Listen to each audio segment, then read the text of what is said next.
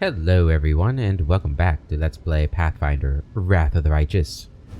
We're here at the Nexus, and we're about to talk to our newest companion, Trevor. See what he's all about. The freed slave tenses at your approach. His fist clenches instinctively, but then he recognizes you and relaxes slightly, giving you a nod.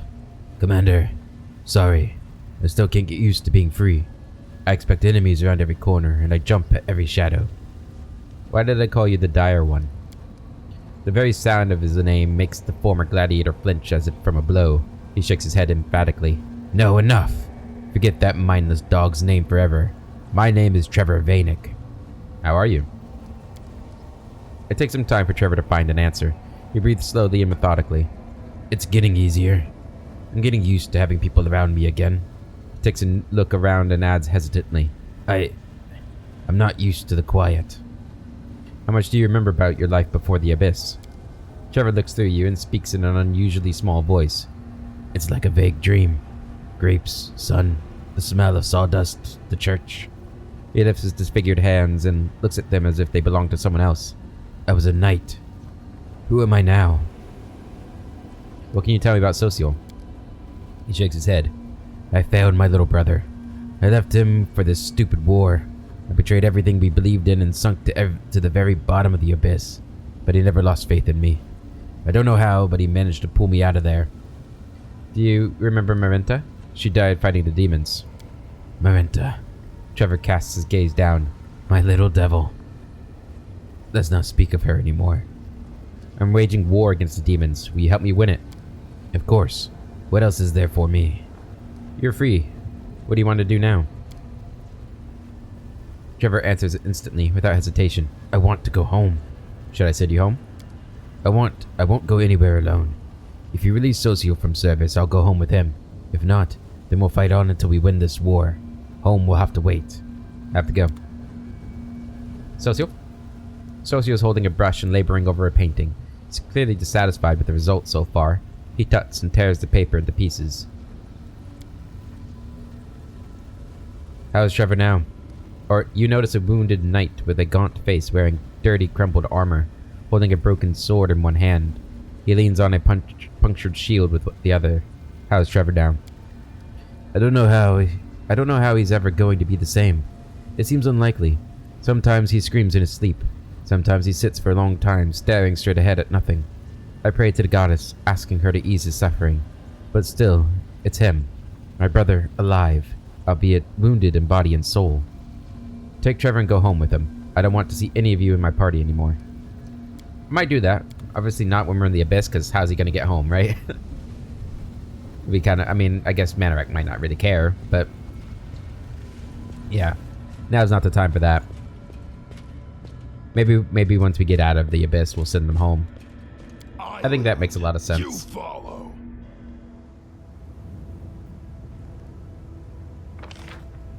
Alright, but where's Windewog? Is she there now? Yeah, she is. What? What? Did you go somewhere? Hey. Windewog's clothes are tattered and torn in places, and there is a fresh scratch on her cheek and bloodstains on her hands that she seems to have tried to wash off. But her face is alight with happiness, and a wild gleam dances in her eyes. Master, I have no excuse. I went off to Lucianira on my own, and it was so much fun. I lost track of time, and when I came to my senses, I rushed back here immediately. Look closer at her. Using her own perception. You see the tension behind her nonchalant remark or nonchalant smirk, and you realize her disheveled appearance is but an elaborate masquerade. You aren't hiding anything from me, are you? With a coy smile, Windewog says humbly, I may have neglected to mention a couple of cocky demons whose throats I cut, but what are you implying, Master? I hope the delights of Lucianira haven't tempted you to forsake me and swear allegiance to Nocticula. I would have to punish you for that.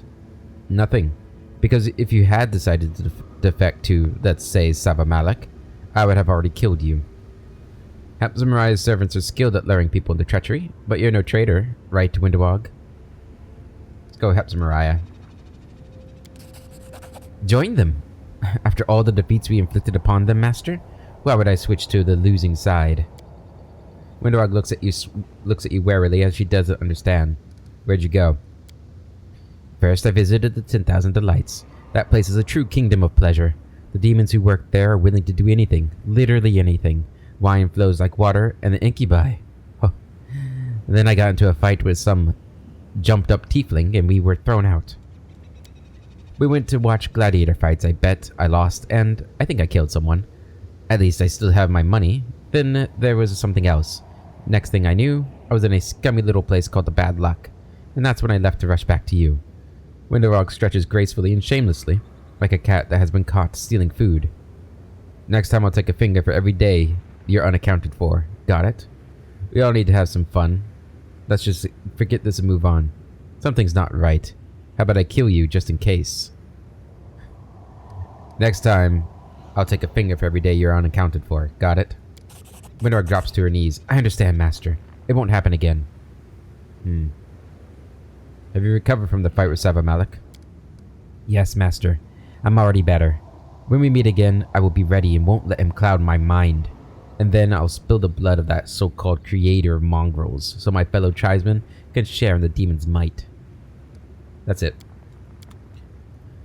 Okay. Onwards! Let's head out. So we're gonna take the people that we still have quests for. So let's go ahead and empty out everybody. Obviously, Camellia is always with me. We need Woljif. We need Arushale. And we need Greybor. So the last one of this group will be Darren. Yep. Alright. Rapture of Rupture. Let's go to the Terrace of Favored Mistresses. Because we want to get these companion quests done. Now, we probably won't have our full array of buffs, though. Which is a bit bad. Like, we won't have Ninio's buffs. I think she's our main supplier of buffs. That's okay.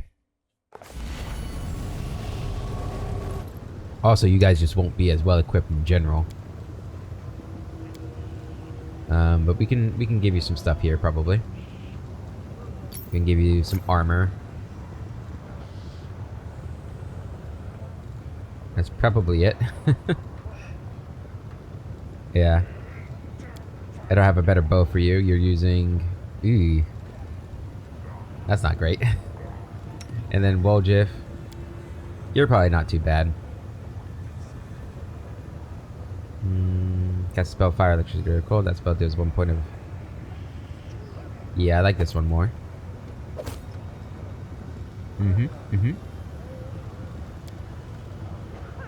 Yeah, you're probably fairly well equipped. Because I did use you for a little bit. We'll give you this instead.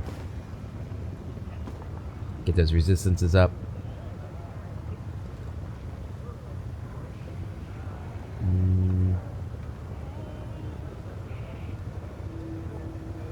What does this do? All creatures within the affected area must pass a reflex saving throw or suffer.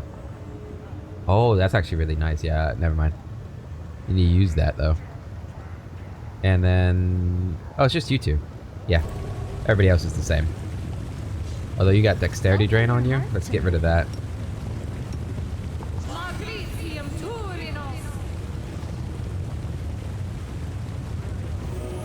There we go. Put what buffs we have on each other. And let's head up this way. Because we're going to this place. Alright. And I'm pretty sure there's some enemies to fight here. They're actually going to do this too. Just to be sure that we survive. Because that's the House of Wicked Knowledge, which I don't really know whose place that is, but might be Willidus. Save the last one for me. Yeah, I thought you guys were fighters because of these hidden people back here. Okay, let's see what you got. Pretty sure we haven't like used your or set up your spells though. You can haste us though. Don't haste us.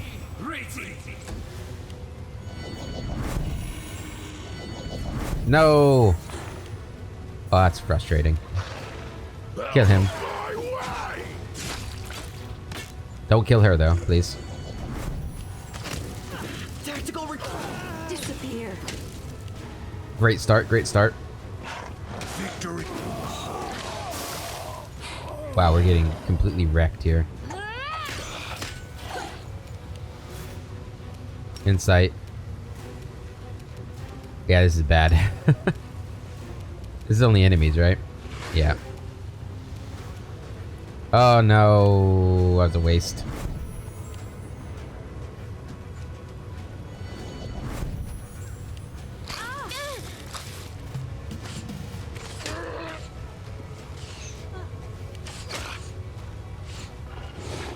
We might lose here.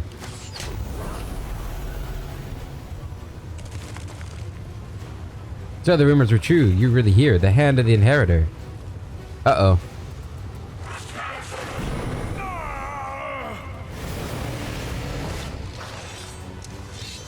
Oh, joy.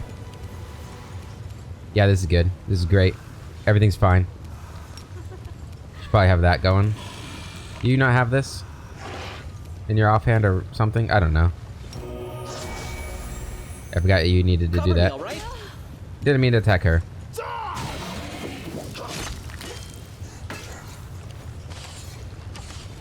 I need to get to those archers, though.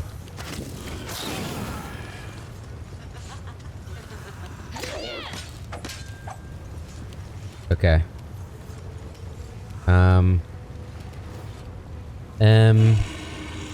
What to do, what to do, what do we do? Resonating war word on them? Really need them to, like, not be here.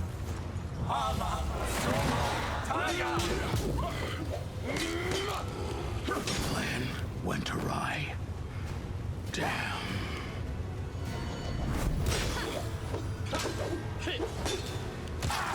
Yeah, if Minaret goes down, we're done. Like, completely done. I don't even have grease on your bar. Like, what is the point of you? Stab you or zap you. Why not both? This is not. Wow, this sucks. What a shit fight this is. Assist me. Well, this is inglorious. Let's just reload. That's annoying. Oh, maybe we need to come here with our main group. Clear them out first. I don't know. Yeah, that dominate person is stupid. I hate it so much in every game. Does Mind Blink stop that? I think Mind Blink might actually stop that. Okay, well in that case... I don't know whose place we're going to first. I wish I knew whose place that was. I don't think it's a Ruchelet's place. So we'll do this instead.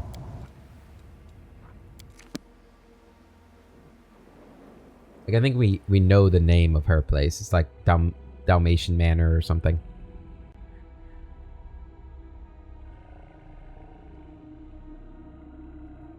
Not to mention she's one of the people who got dominated. Which obviously is not great. Okay. Probably want you guys to be switched around. Yeah, that'd be good. Buff.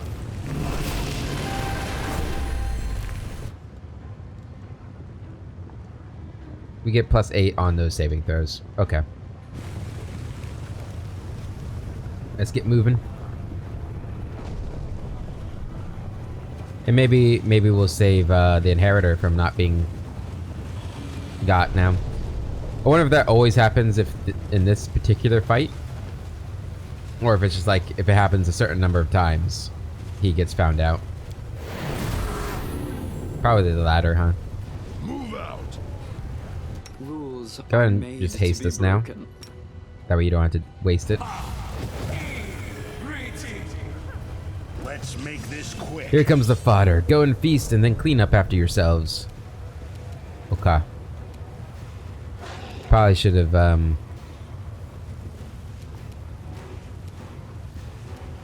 done something with you. That's okay. Go and get that on your offhand. What is this? Megas can release his grasp on the, allowing it to fight. Oh. That's pretty cool.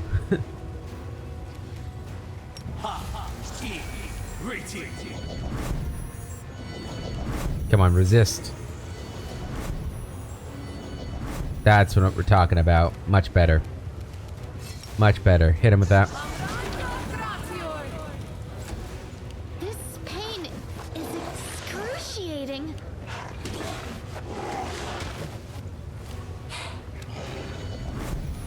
Simply business. Almost killed him. Killed him. Killed him. Nice. The death natures are gone. What happened to your health? What the hell?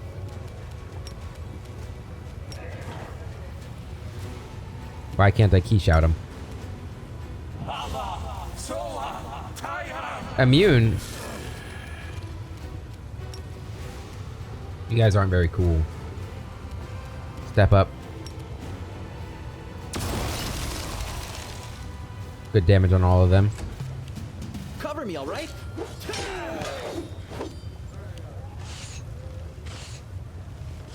I think Ninio's the one with harm, right? I have Ninio. So if it gets to Ninio before she dies, I can... Oh, she's got heal. That's what we need for that one, yeah. I remember now. I'll cut you wide open.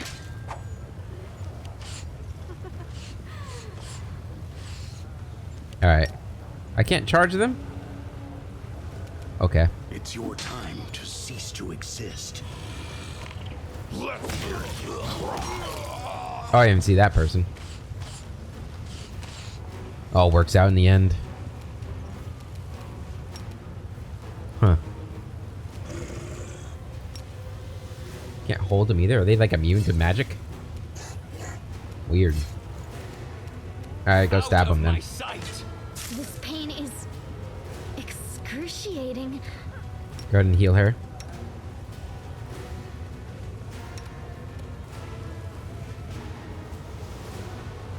Wait, what?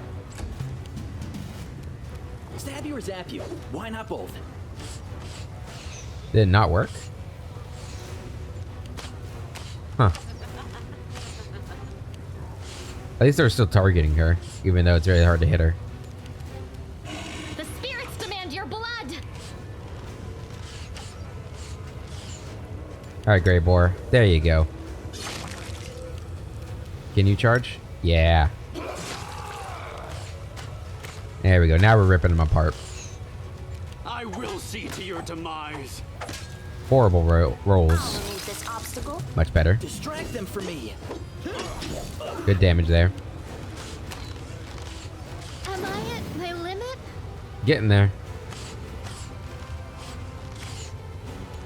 You are today's sacrifice. Nice. You're in my way. Run them through. There we go. Much better. Just having Ninio's buffs is huge. Protection ring, chainmail, the Defiler, one-handed heavy mace. +4 unholy heavy mace increases the amount of damage channel negative energy does to a living creature, or heals undead creatures by 2d6. Cool, cool, cool. Alright, let's heal up. Where are we? There we are.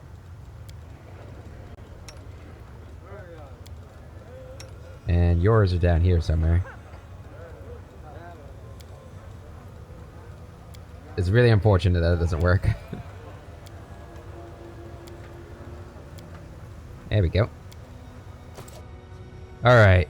What do we got over here? We have a chest here. This pain is excruciating. We don't have Windowog's perception. Damn it. There you go. All that for some ingredients. That's disappointing.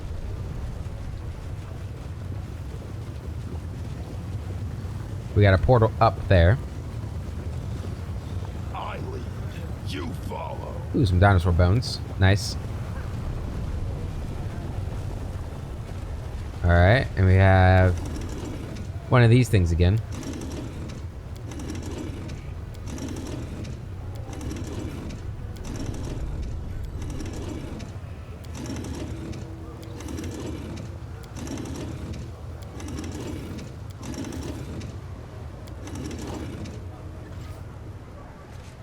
Is that not good enough? No.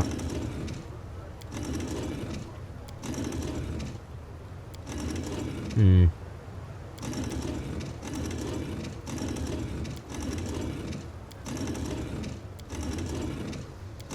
Come on.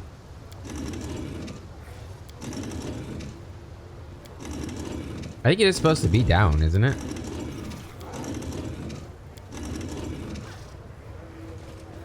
Huh.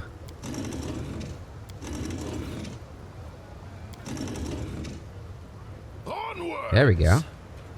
One person needs to stay behind. Smile. The world's not ending just yet. And one person needs to stay on this one too. You know what you're doing. Oh, Good. the waiting's never fun.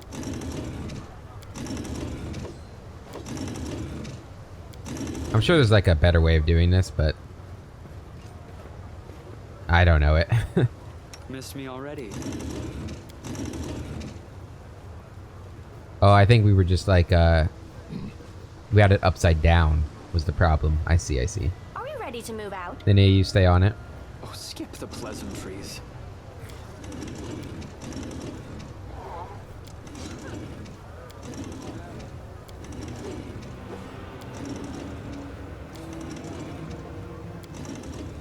Ooh, that was close. No, you're going the wrong way. There we go. You guys move forward. Woljif, you stay on it. Rules are Almost made there. to be broken. Come on. Come on. Now we just need to reverse it. Nope, too far. Come on. There we go. You guys on it. Camellia, you stay back. And Darren. Fighting for a righteous cause is certainly different from a simple massacre. The former is more bloody and performed with pinkies out. Gotta keep those pinkies out. Got it. No one stands in my way. Aha. Uh-oh. Can we all move down here?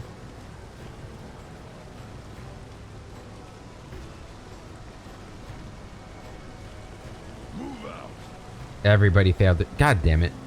Okay, so we'll have to come back here when we have Windowwalk. We can't even loot it until we perceive it. That's weird. Oh well. Okay. How we doing on time? Doing alright.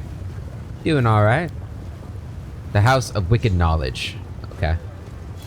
Let's go into the House of Wicked Knowledge.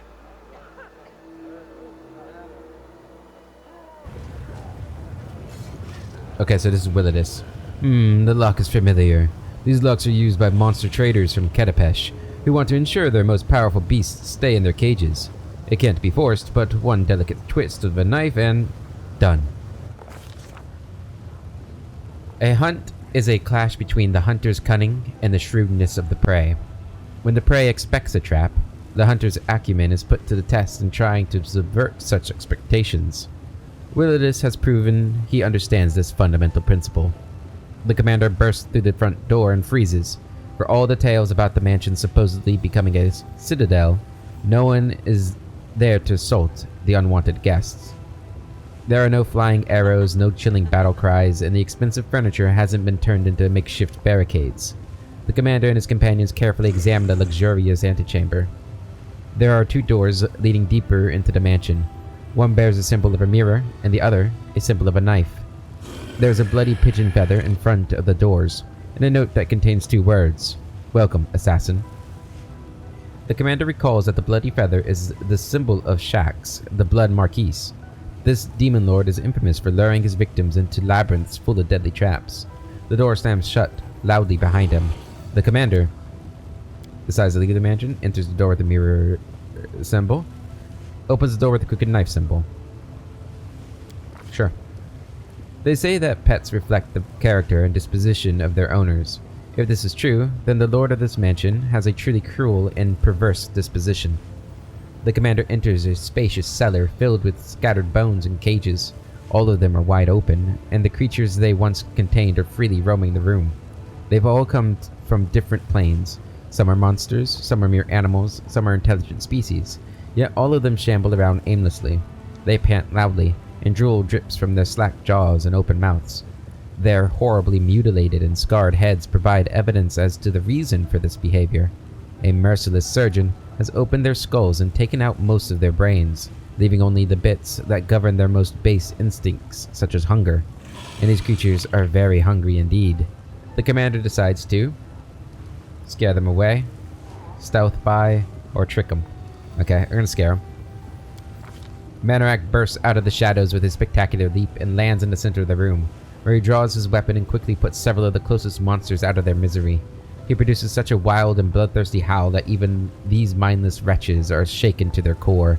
Squealing pathetically, they hurry back to their cages, huddling in fear. The way is now free.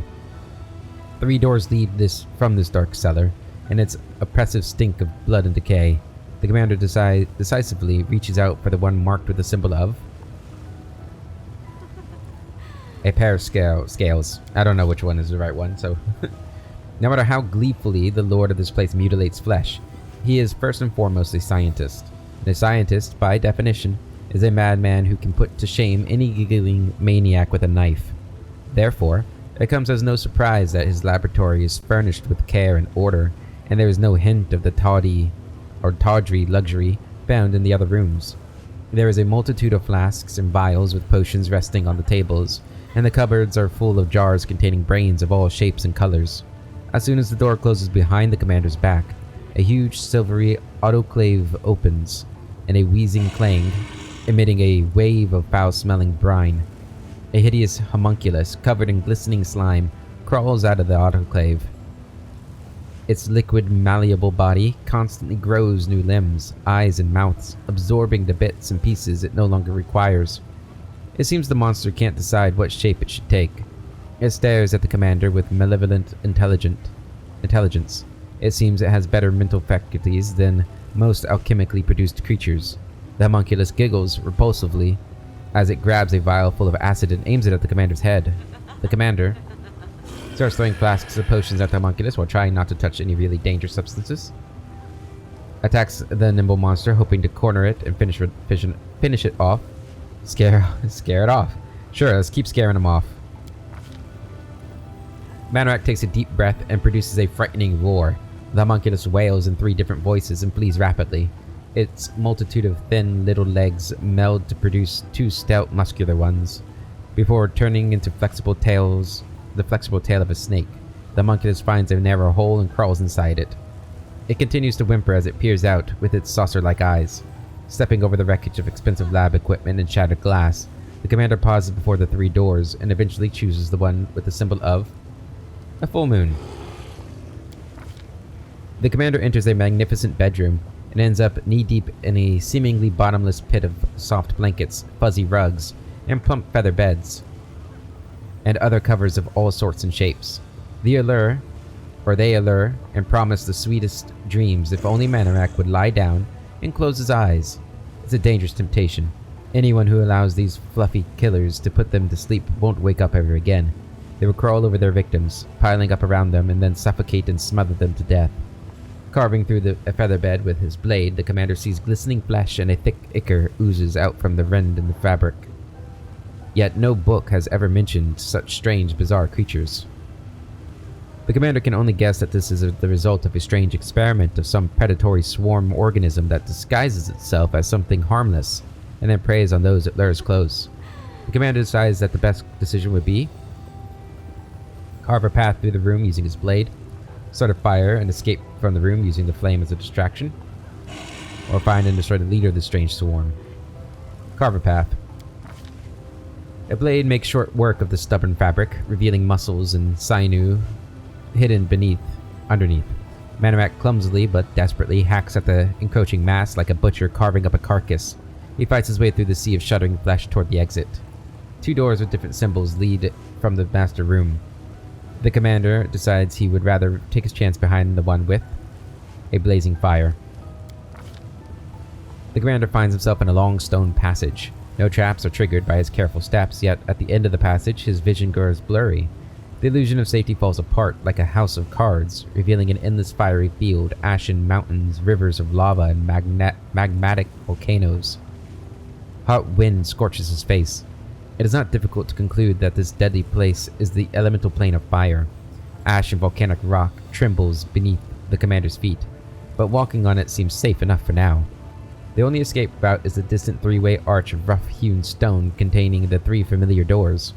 However, in order to reach it, the commander must find a way past the river of fire, in which tiny islets of porous stone are just barely visible. The river spews out tongues of roaring flame that lands on the banks and crystallizes into dark glass. As a result, both banks of the river have become steep, jagged cliffs of obsidian.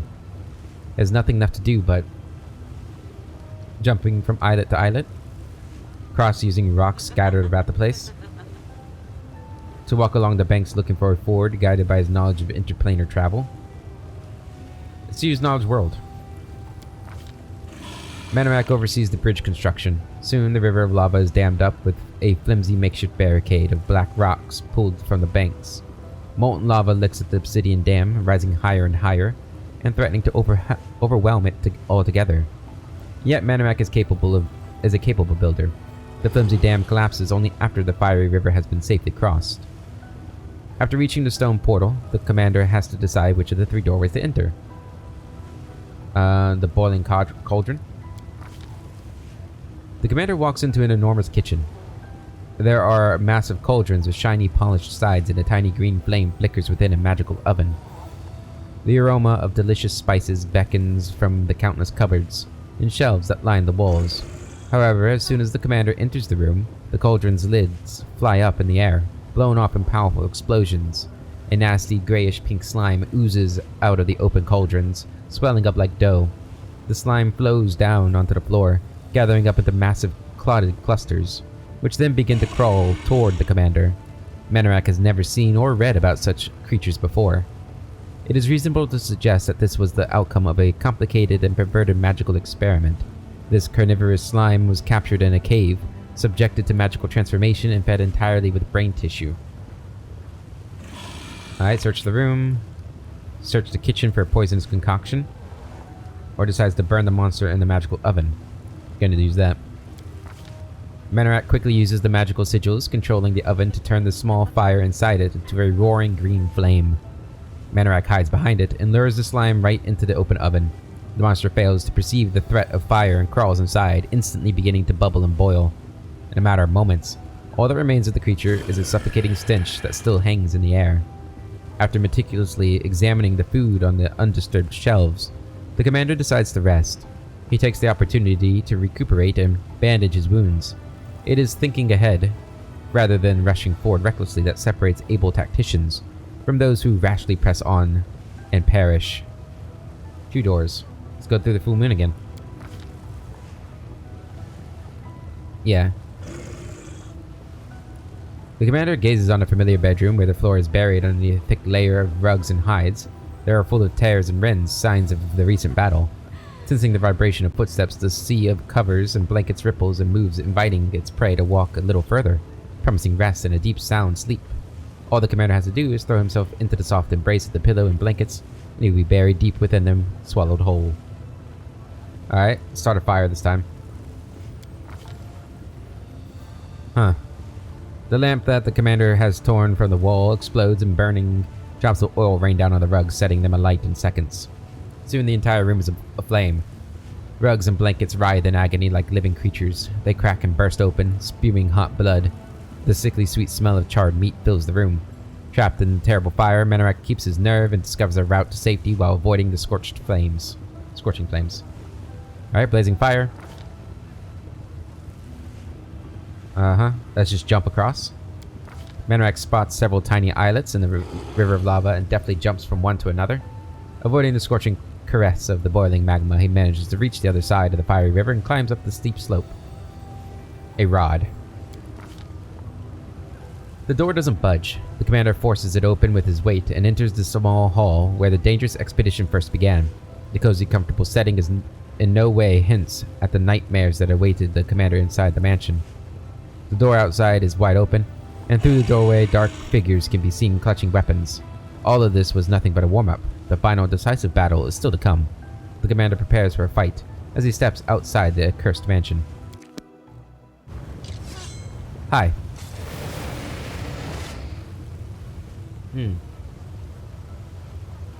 The leader of this gang of demons is grotesquely disfigured, even by the standards of the Abyss. A disproportionately large and bloated head rests on a tiny disfigured body covered in bumps and furrows, like a shriveled walnut. What seems at first to be a mane of hair standing up on end is revealed upon closer inspection to be bone needles sticking out from his pale, blistered skin. Where the mouth should be, there is instead a bony plate, formed from yellowing teeth that have grown together. It protrudes out from his torn, lacerated lips. His voice appears to come from a slobbering, undulating hole in his neck, just beneath his chin. More bloody larvae showing up at my palace? I'm getting very tired of these visits. What a freak. Even I feel somewhat conflicted. Will killing this creature be an act of cruelty or mercy? I do not wish to show mercy to the scum that set me up. Who are you? A snort of derision escapes from the creature's throat. He makes a dismissive gesture with his hand, his dirty nails curling into long, thin spirals. You don't even know who you've decided to challenge? Let these words herald your imminent death, outsider. I am Willidus, the wizard confidant and advisor to the Lady in Shadow. I am also known as the Vivisector. Greybor smirks, not bothering to hide his contempt. So many words. I'll simply call you a corpse. That's less impressive sounding, perhaps, but easy to remember. Why'd you turn your house into a trap? I was expecting assassins, and therefore I prepared a warm welcome for such guests. I trust that you appreciated my vivarium. When I am finished with you, you'll become a new decoration for my palace, and another test for those who follow you. You will be mine. Some of you will be mindless pets, and the more attractive ones, I may use you to meet other needs. The monstrosity giggles lecherously, and the sound of its shrill and repulsive. The sound is shrill and repulsive, like metal against glass. You created the monsters I found there? The demon cackles with glee and replies scornfully, You call them monsters, silly boy? What can you possibly know about it? Those are masterpieces of vivisection, impossible creations conceived not by nature, but born of my scalpel, needle, and magic. They are crudely and clumsily constructed. You lack creative vision and artistic talent. You may have labored over them, but they look like the work of an amateur, not a true master. How dare you! I will chop you into pieces. I'll cut off your insolent tongue and sew it to your... I would be interested to see how a truly talented vivisectionist could alter my form, but my body is quite valuable. I'm not going to let such high-quality material go to waste in your hands. So, who do you think wants you dead? My enemies are many and dangerous, and I could spend an eternity guessing. But there's no need for that. Once I've killed you, I'll soak your warm little brains in my concoctions and read the names of my enemies like tea leaves in their wrinkled patterns. And then I'll have a lovely dinner. There is a greedy, predatory gleam in those tiny eyes, buried deep within the folds of wrinkled skin. Why'd you put a hit on Darazin and give Greybor a faulty magical weapon? The demon hisses in frustration, spittle flying from the hole in his neck. Nonsense! Why would I want that idiot dead? What possessed him to think I'm the one who put a hit on him? And how dare you pathetic amateurs even think that a scheme of mine might possibly fail? If I truly wanted to kill Darazan, he'd be long gone. But no, I don't give a damn about anyone from that swarm of locusts. I expected such an answer. For some reason, whenever I corner these scoundrels and demand a reckoning, none of them are brave enough to own up to their crimes. And they never go quietly when I slit their throats. What do you think, Greybor? The dwarf shrugs and says thoughtfully, Usually I'm quite capable of detecting lies, but this ugly wretch is impossible to read. Why does it matter anyway? Even if he's not lying, we do well to get rid of him. He's just tried to kill us in his mansion. Besides, will you ever sleep well knowing this monstrosity is alive somewhere? Your words reek of deceit. The demon's cloudy eyes flare with anger, and his smug giggles give way to a low, menacing growl.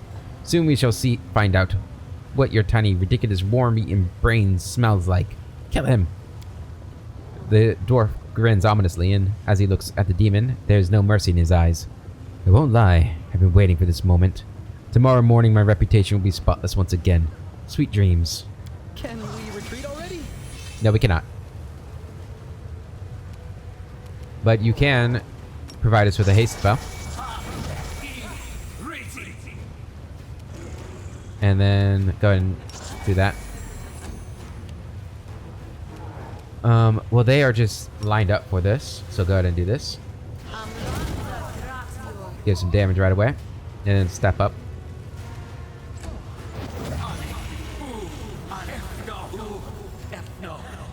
Alright, insight.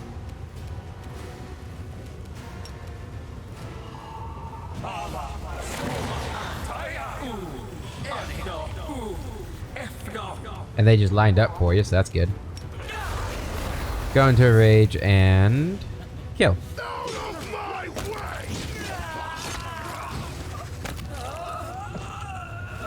Easy enough. You're going on to Willidus. There you go. He got his kill. You should have listened to reason. Time to share your treasures. Go for their hearts. The world in There we go. crimson. For Zala. The projection is that of a tall female demon. Unlike many of her kind, she seems slimmer and less stocky in build. Upon closer examination, we realize that her thinness is caused by extreme emaciation, which makes her look like a withered tree. The skin on her neck and wrists bear the marks of shackles, and her body is covered with flaming seals of Baphomet. Lowering her eyes, the demon addresses you quietly. Allow me to congratulate you. The short work you've made of Willidus proves you are a true professional. I am Horzala, and on behalf of the Assassin's Guild, I congratulate Greybor on completing his contract. You have fulfilled the order we received for Willidus' murder, and therefore you have the right to collect the bounty, even though you are not a guild member yourself. I'm sure you have many questions about what happened. Who are you? I am Horzala, Baphomet's daughter. The projection looks you in the eye and adds in an aggrieved whisper, Horzala, not Hepzimariah. She is my elder sister, but I doubt you're able to appreciate the true extent of my misfortune. I'm also known in Lucianira as the assistant and right hand of Yaz, the head of the Assassin's Guild. Do you know what happened here? I may know a thing or two, but we should discuss these matters inside the guild, not in public. Who's going to overhear us? The corpses? Why don't you come here and speak to us face to face instead of projecting an illusion? Or are you afraid we won't like your answers and will make you join Willidus? At the sight of the demon's sour expression, Greybor gives an aggressive snort. Does this mean Yaz lied to me? Indeed, and it would be strange to expect anything different from him. He lied to you because he wasn't afraid of you. It is well known that Master Yaz thinks his cunning is unmatched. We'll pay a visit there, yeah. Thank you for your answer. The bounty awaits you. I'm not sure what reward awaits us, but I truly hope it's a considerable sum of gold, and not a meager payment served up at the end of a blade. Alright. What kind of loot we got? Scimitar +3. Windfall. Where a +1 luck bonus on attack and saving throws. Eh. Wind of Breath. +4 morale bonus to wearer's initiative check. Not bad. Protection +4. And resistance +4. Those could be good. Yeah, that is an improvement for me. We'll take it. Okay. What about the rest of you? Take it all. Take it all. Alright, what does this say? The crystal flickers rhythmically, like a heartbeat. If you look at it long enough, you start to feel like you're seeing the pulse of Lucianira itself. Cool, cool, cool. Let's go up this portal. See what's up here. Okay. Portal down. Hi, citizens. I am helpful. Is this just the Am I roof? not? This experiment has gone awry. Oh no, incomprehensible scrawls have been inscribed on the wall, written in one of the countless dialects of the Abyss. Okay, there's actually nothing here.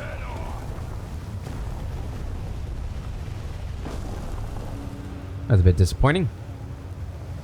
Okay, where's the rest of the places I need to go? Is there another, like, bridge over here? There has to be something over here. Alright, well, let's go to the Assassin's Guild.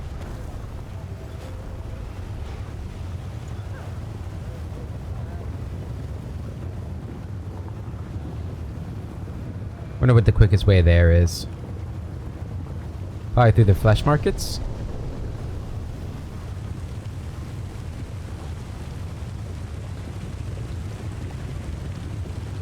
So we'll go to the flesh markets.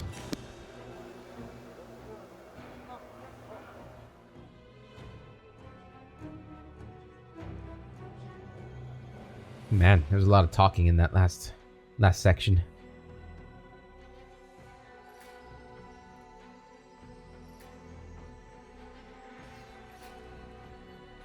Long loading screen. Don't hoard expendable items like potions, wands, or scrolls. They can help you hugely in battle. You can always buy more of them. So true, so true. I don't use them like at all, but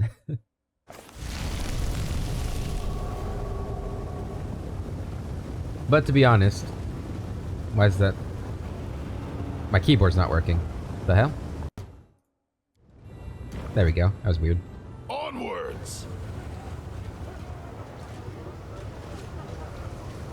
Alrighty. Up here we go.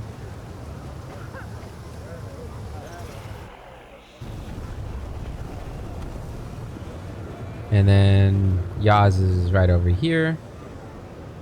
We gotta let it go up.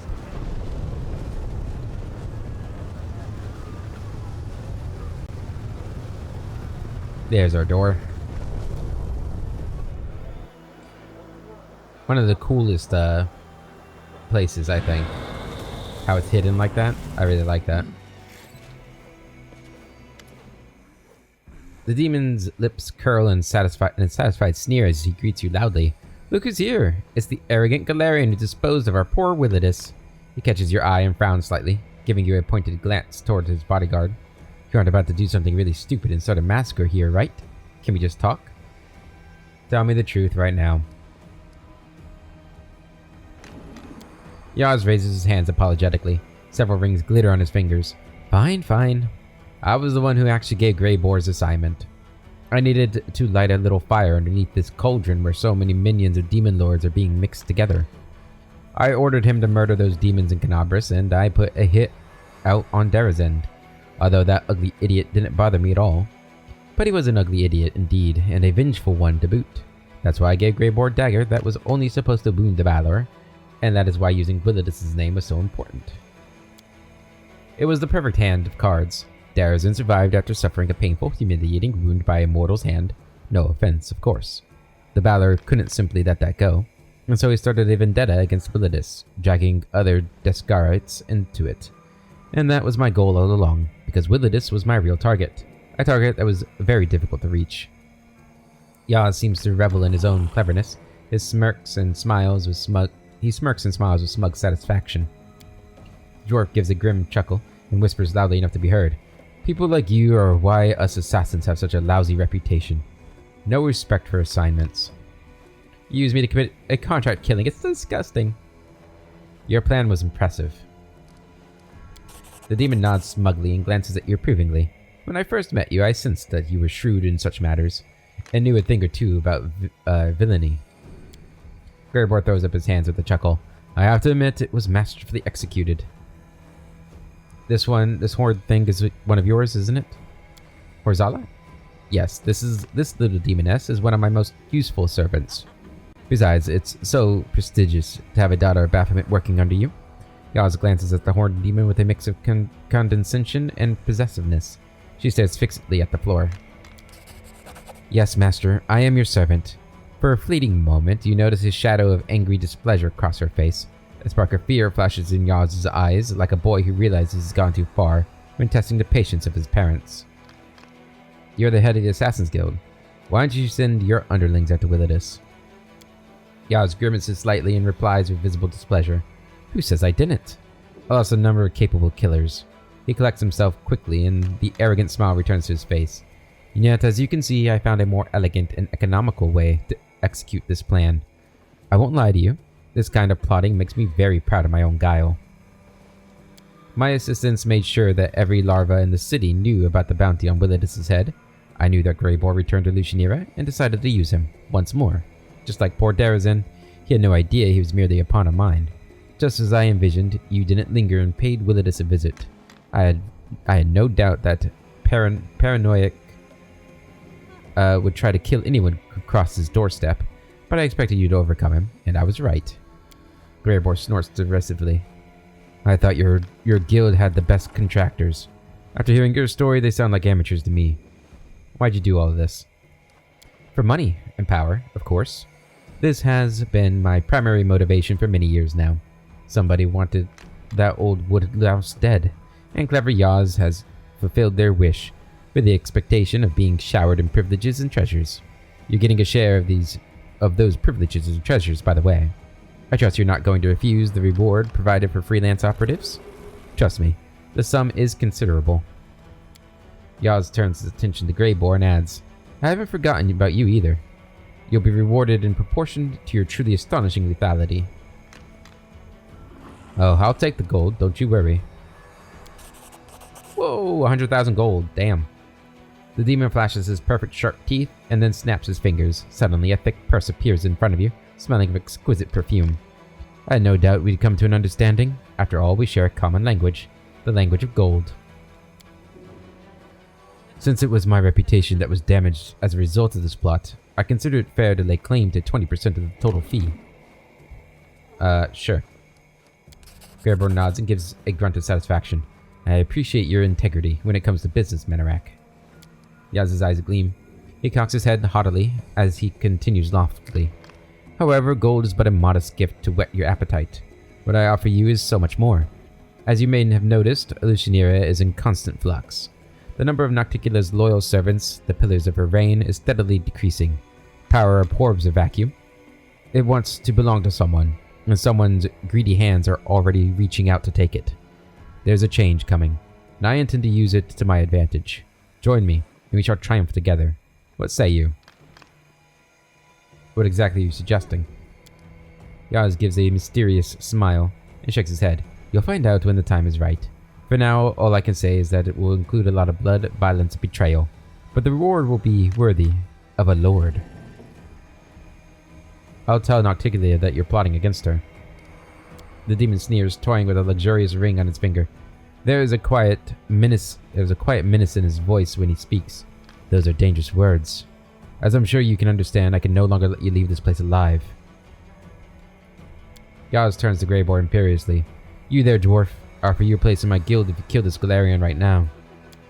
A cruel, vengeful smile appears on Greybor's face. An interesting proposal.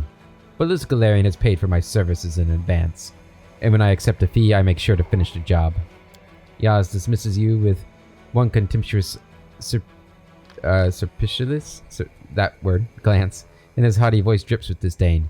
You shouldn't have picked a fight with me, outsider, especially here on my turf.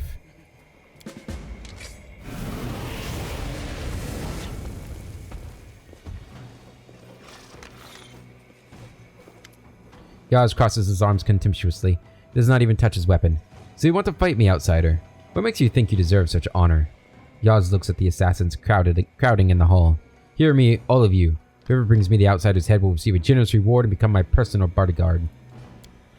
The assassins exchange glances and encircle you like predators, clearly wanting to take a closer look at whoever was impudent enough to challenge their leader. Many of them already have their weapons drawn and ready. While there's still time, does anyone wish to leave now and escape with their lives? Only cowards attack in a crowd. How many must I kill before you get up the nerve to fight me yourself, Yaz? A few assassins approach you, nudging one another forward. They flaunt their abilities, showing off with menacing poses and roaring with frenzied excitement. Save the last one for me.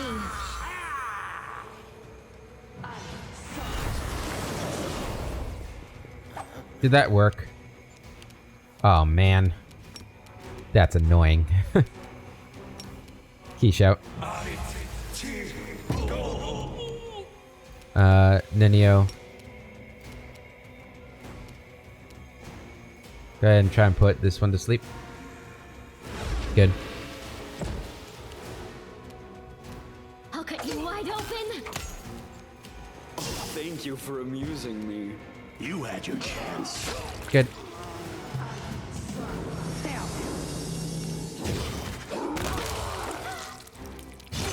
Good. Where was the assassin over here? Oh, did they move? They must have moved. Precision and grace. You're irrelevant. Irrelevant. The spirits demand your blood. Simply business. Oh, I forgot to put haste on. Try to entertain me. The crowd of assassins looks fearfully at the pile of corpses at your feet. None of them are eager to share the fate of those brave few who attacked you, no matter what price Yaz has offered. Yaz flashes an arrogant smile and gestures nonchalantly. Well, well, you vanquished the lowest of my henchmen. Let's see if you are a match for the 3 Tigers of Sin. 3 monks step forward with sinister smiles on their face. They assume combat stances and the casual grace of true masters. We are the 3 Tigers of Sin, martial arts masters from the island of Jalmaray. Rory bade us seek the way of the truth in the houses of perfection. But their masters are blinded with arrogance. The truth is pure, and only pain can purify. The pain of training has tempered our bodies, but not our souls. So we've abandoned our homes and descended into the abyss so that we could indulge in sin. Temptations tear at our soul like scorching winds. And through this agony, they approach true completeness, viciously murdering you and torturing your companions. This is but another step on our journey toward the truth. I shall prove to you the superiority of my skill. If it's pain you seek, then you shall receive plenty. The monks exchange smug smiles. The heartbeat quickens.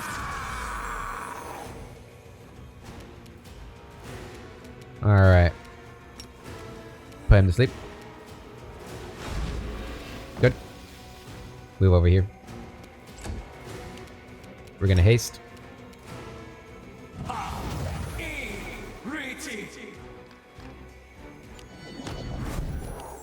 Attack him. You are today's sacrifice. Over here. It's your time to Good. cease to exist. Alright, go put him to sleep.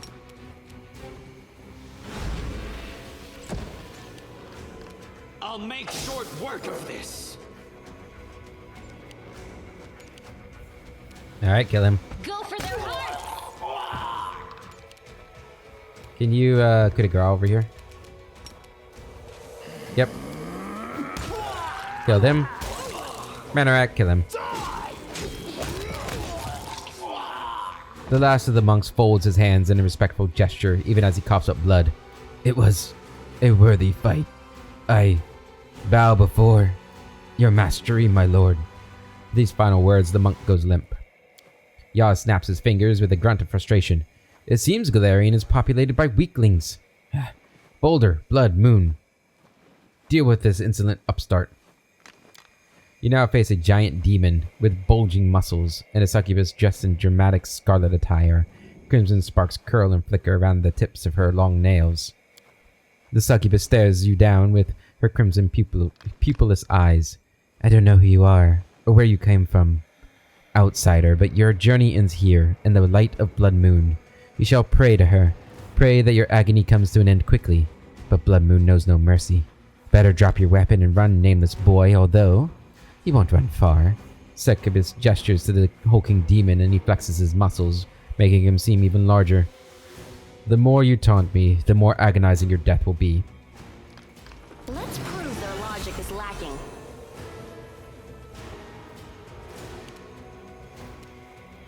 Alright. Rage. Let's hear you cry. Go ahead and key shot him to death. Bleeding profusely, the weakened sorceress reaches out to the giant motionless body of her partner and whispers through gritted teeth, "Boulder, protect me. I will survive. I will." Yaz grabs his blades, hissing furiously. Never! Never has anyone humiliated my guild in this manner. Do you think yourself invincible? I've been killing the invincible for hundreds, thousands of years. As Yaz prepares for battle, his movements become smooth and imperceptible, as if there were quicksilver under his skin instead of the blood and bones. Bow to your opponent. I see a worthy warrior before me. You're finally all out of henchmen, Yaz. Now you will die. Enough flowery speeches. Let's see what you're worth in a fight. Now you will die. Let's have some fun. Dude, if this works, that'd be insane. Nope. That would've been great. Alright, study him. Run them through! Charge him. See ya, Yaz. Yaz holds out his bleeding hand toward you, his pale lips barely moving. Wait. Oh, mighty. Don't kill me. I can give much to you. I can raise you so high. You have no idea how high. Looking at this whimpering, trembling wretch fills you with anger and contempt. This overdressed fool, this narcissistic nobody, this pathetic coward. He dared to threaten you and crow about his mighty powers? So what do you think your life is worth? Unleash your fury and inflict truly agonizing pain on the demon.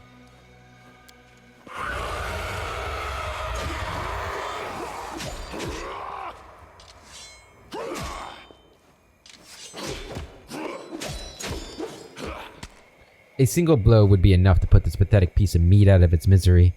But what pleasure is there to be found in that? Instead, you subject the demon to excruciating agony, tormenting him with thousands of painful blows that wound but do not kill, turning him into a fleshy brown pulp. Suddenly, you are blinded by a bright light.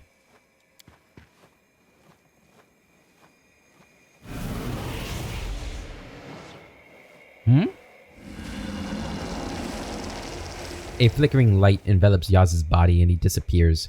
The ghostly shape of Horzala emerges in his place, her translucent hooves stepping across the pools of blood left behind by the leader of the Assassin's Guild. Enough. You've more than paid him back for his deceit. The wounds you've inflicted will torment him for the rest of his life, and no healer would assuage his pain. However, this wretch's life belongs to me. I put much effort into getting close to him, so I could supplant him. Take care not to ruin my property. Discarding her mask of feigned meekness, Horzala looks down on you with the resolute imperiousness befitting a true daughter of Baphomet. Her voice is severe and commanding. This fool could never pass up an opportunity to swindle someone dangerous. Throwing him into a trap was easy enough, and now he is no longer in charge of this guild. It belongs to me now, so please accept my apology for my predecessor's mistakes. And leave. I think our business is concluded. Concluded? I've only just begun. Perhaps we can talk in the flesh, face to face. Yes. Let's talk. Yes, let's talk. I can't stand those who profit off my work without paying me. The demon snorts loudly. Oh no. Oh no, thank you. I'm not a fool like Yaz. I prefer to keep a safe distance. Will you seek vengeance for this slaughter? The demon smiles sardonically. Why would I do that? I'd only waste skilled assassins. I have no quarrel with you. You had a right to be angry at Yaz, and this carnage cleared the way for me to take control here. Do not be concerned for your safety. If you're so generous, what about offering me membership in your guild? Greybor asks with feigned innocence. Out of the question. After this massacre, I'll have to replenish the ranks, and your presence would scare away potential candidates. You stole my victim from me. How dare you? The demon snorts derisively. Yes, I stole him. Have you not done enough to him yet? Fine, here's a consolation prize. Take his favorite baubles. A pair of daggers and gilded sheaths materialize at your feet. They were Yaz's weapons. That pathetic idiot even took these blades to bed with him. I suppose he'd shag them if he could, knowing that you took them will hurt him even more than sinking them hilt deep into his liver. There's something I wish to ask you. The cold stare of Baphomet's daughter clearly shows she's not keen on conversation. Frustration flickers in her eyes, and the seals that mar her skin begin to glow more intensely. If it means you'll get out of here faster, I shall answer your questions. Why did you pretend to be Yaz's slave? Rosella's voice trembles with barely contained fury. That's what I was. Yaz made a deal with my father, and I was an advance payment he managed to procure. Yaz thought that a Nephilim concubine would raise his status. My father did not value me highly. Dark flames flicker in the demon's shrewd, evil eyes. And so I, the great Horzala, was forced to serve him after my father deprived me of all of my powers. Oh, I dreamed of tearing off that overdressed fool's head. But I found another way. Yaz dearly loved using others to do his dirty work for him, and it was such a pleasure beating him at his own game. You served me well, Galeri. Horzala cuts off abruptly, realizing that she has said more than she intended. Admit it. This is all part of your plot. The demon gazes back at you steadily. It would be foolish to admit such a thing. What good is a plot that everyone knows about? Here's some advice for you. Be careful with schemes and plots. One clever fellow has already plotted his own demise. Study the burns, the seals burned onto her skin. You recognize them easily. These are the brands that the demon lord Baphomet and his inner circle use for punishment. The seal drains one's power and inflicts excruciating pain, making the victim eager to do anything to atone for their transgressions. It's scary to imagine what it must feel like to be covered in a multitude of such seals. I'm looking for your sister. Fury flashes in the demon's eyes, and her hand touches the collar-shaped scar on her throat. Then look elsewhere, far away from me. I have no intention of getting anywhere near that bitch. If she crossed you somehow, I didn't have anything to do with that, but I do wish you luck in trying to murder her. You bear scars from wearing manacles. Who dared shackle you? Rorzala is silent for some time, fixing you with a piercing, hateful gaze. Then she explodes. My sister! That bitch Hapzamariah always envied me. She was dumber and weaker than I, and so her only goal was to destroy me, crush me. That piece of trash. That belcher Lamashtu lured me into a trap and imprisoned me. I, Baphomet's daughter, was jailed in the Ivory Labyrinth like a... Damn her for eternity. There was a note of vengeful pleasure in the demon's voice. Never mind that. Soon I shall prove which of us is stronger and more valuable. Father will see. Father will realize his mistake. He refused to rescue me back then, letting my sister humiliate me and keep me prisoner, letting her bind my power. But he will see who his true daughter is among the two of us. Let's join forces against her. Horzala's face contorts into a grimace of uncontrollable fear and horror. She hisses through gritted teeth. Don't even think about dragging me into this hopeless scheme. I will never be her prisoner again. Still, you look capable enough to try your luck fighting my sister. If you manage to get to her alive, pass her this sisterly gift. I'm sure she'll be impressed. She makes a magical gesture, and a neatly wrapped box with a white ribbon appears in your hand. A faint scratching sound can be heard from within. No more questions. Excellent. Then go away and leave me to my business. When I see you in the flesh, I will kill you. I have nothing more I wish to discuss with you. In this case, I ask that you leave the guild and never come back here again. We respect you, but we will neither provide services to you, nor treat you as potential candidates for employment or membership. Gerber puts his weapon away with a chuckle, produces his pipe. He lights it slowly with a visible pleasure, inhales deeply, and grunts with satisfaction. Then the dwarf gives you a cheerful nod. I admit, I'm feeling quite excited. It's been a while since I crossed blades with fellow professionals. I'll be happy to discuss our adventure with you later, if you want to compare notes. Alright. Anything unique? I don't think so. Take it all. Over here too.